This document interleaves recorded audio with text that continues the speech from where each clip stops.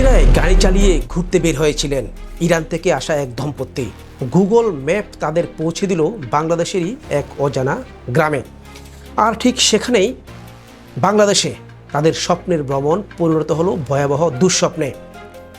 হ্যাঁ, এই ঘটনাটা বাংলাদেশকে প্রশ্নের মুখে ফেলেছে। আন্তর্জাতিক পর্যটকের চোখে আমাদের চেহারা এখন কেমন? বন্ধুরা, ঘটনাটা ঘটেছে রংপুরে। ইরান থেকে ঘুরতে এসেছেন ৬৬ বছর বয়সী হোসেন সেলিম রাজা এবং তার স্ত্রী ৫৭ বছর বয়সী ইয়াসদানজো ইয়াসমিন। তারা উঠেছিলেন রংপুরের এক হোটেলে। নিজেরাই একটি প্রাইভেট কার ভাড়া করে গুগল ম্যাপ দেখে ঘুরতে বের হয়ে যান।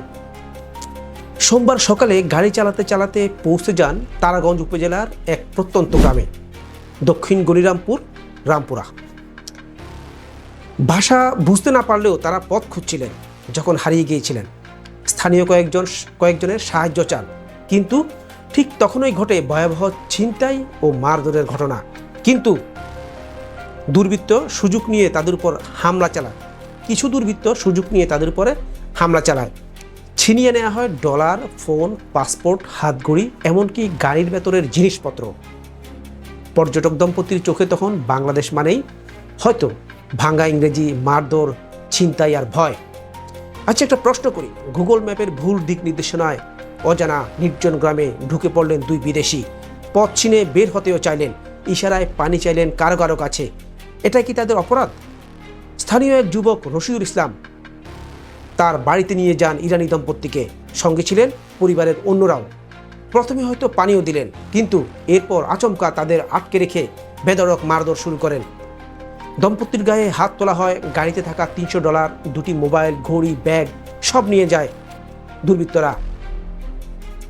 ঘটনার খবর চলে যায় তারাগঞ্জ সেনা ক্যাম্পে। সেনাবাহিনীর নেতৃত্বে মেজর সানিয়া চৌধুরীর নেতৃত্বে দ্রুত অ্যাকশন। সেনা সদস্যরা ঘটনাস্থলে গিয়ে ইরানি দম্পতিকে উদ্ধার করেন। 4 জন অভিযুক্তকে হাতে নাতে ধরে ফেলেন।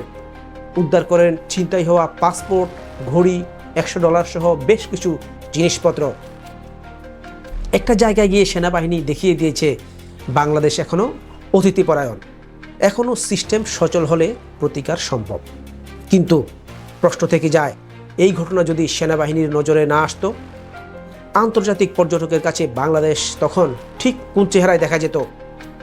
এই ঘটনা শুধু রংপুরের কোনো এক গ্রামের না, এই ঘটনা বাংলাদেশের সম্ভাবনাময় ট্যুরিজম ইন্ডাস্ট্রির গায়ে চপেটাঘাত, যেখানে একজন বিদেশির চোখে বাংলাদেশ যেন হয়ে ওঠে এক জটিল অচেনা এলাকা, যেখানে ঢোকা যায় কিন্তু বের হওয়া কঠিন। বন্ধুরা, আমরা যতই উন্নয়ন করি, মেট্রো রেল চালাই, পদ্মা সেতু বানাই, তবু একজন বিদেশি যদি নিরাপদ না থাকে, তাহলে আমরা কোথায়?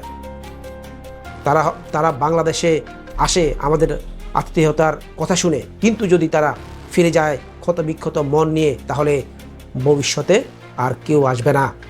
এই ঘটনাটা আমাদের ভাবতে শেখায়।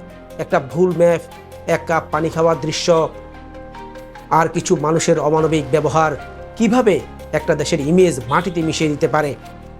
আশা করি সেনাবাহিনীর এই দায়িত্বশীল আচরণ আমাদের বাকি সিস্টেমকেও নাড়া দেবে। পুলিশ তদন্ত করবে, বিচার হবে, এবং একবার হলেও বাংলাদেশ ঘুরতে আসা কারো স্মৃতিতে ভয় নয়, রক্ষা পাওয়ার গল্পটাই রয়ে যাবে। পাঠক, এ ব্যাপারে আপনার মতামত কি? কমেন্টে জানান এবং আমাদের পেজ বা চ্যানেল ফলো বা সাবস্ক্রাইব করে আমাদের পাশে থাকুন। ধন্যবাদ। আজ এ পর্যন্তই।